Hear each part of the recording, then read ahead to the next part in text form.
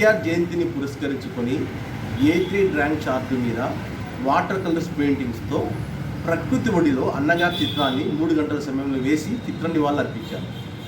ఈ చిత్రంలో ఎన్టీఆర్ తేజమయ రూపాన్ని వర్ణిస్తూ ప్రకృతిలో ఉన్నట్లు వేశారు. అంటే ప్రకృతి అంటే నింగి, నేల, నీరు, కొండలు, కోనలు, ఉదయించే సూర్యుడు అంటే నొదుట బొట్టుగా వేశారు సూర్యుడు, ఎగిరే పక్షులు, చెట్లు, నీటిలో చేపలు, తాబేలు, బాతులు, కొంగలు, ఏనుగు, జింకలు, నెమలి, పక్షులు, తామర పుష్పాలు ఇలా ప్రకృతి సౌందర్యంలో వేశారు.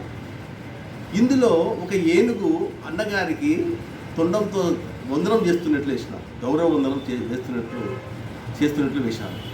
ఈ విశ్వంలో ప్రకృతి ఎల్లప్పుడూ ఉంటుంది. అలాగే అన్నగారు కూడా కోట్లాది హృదయాల్లో ఎల్లప్పుడూ ఉంటారు. విశ్వం ఉన్నంత వరకు విశ్వవిఖ్యాత నటసార్వభౌముని ఎవరు మర్చిపోరు.